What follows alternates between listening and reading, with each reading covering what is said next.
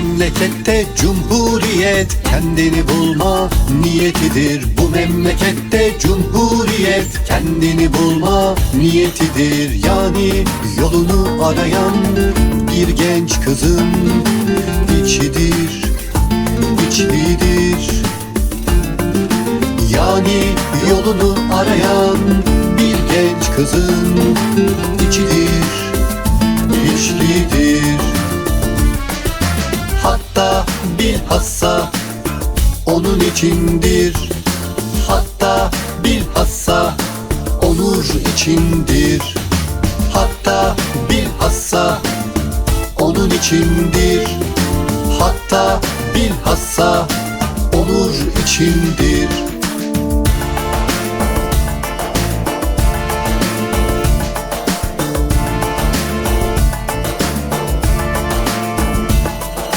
Bu memlekette cumhuriyet yoksulun yaşama sevincidir. Memlekette cumhuriyet yoksulun yaşama sevincidir. Öyle ki her babanın evine gururla gelme ümididir. Öyle ki her babanın evine gururla gelme ümididir. Hatta bilhassa onlar içindir. Hatta bilhassa ekmek içindir. Hatta bilhassa onlar içindir. Hatta bilhassa ekmek içindir.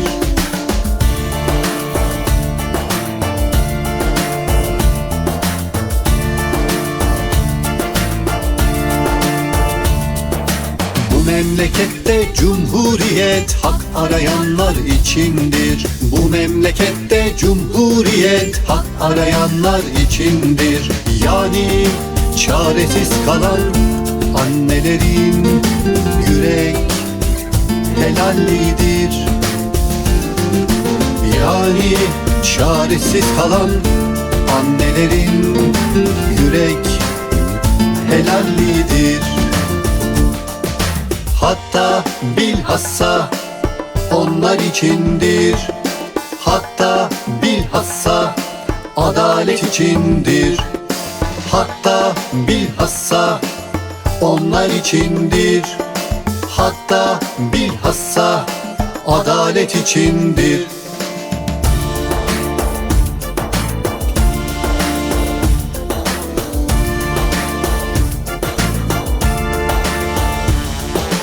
Bu memlekette cumhuriyet birlikteliğin sesidir. Bu memlekette cumhuriyet birlikteliğin sesidir. Yani herkesin kederi herkesin sevincidir. Yani herkesin kederi herkesin sevincidir. Hatta bilhassa herkes içindir. Hatta bilhassa eşitlik içindir. Hatta bilhassa herkes içindir. Hatta bilhassa eşitlik içindir.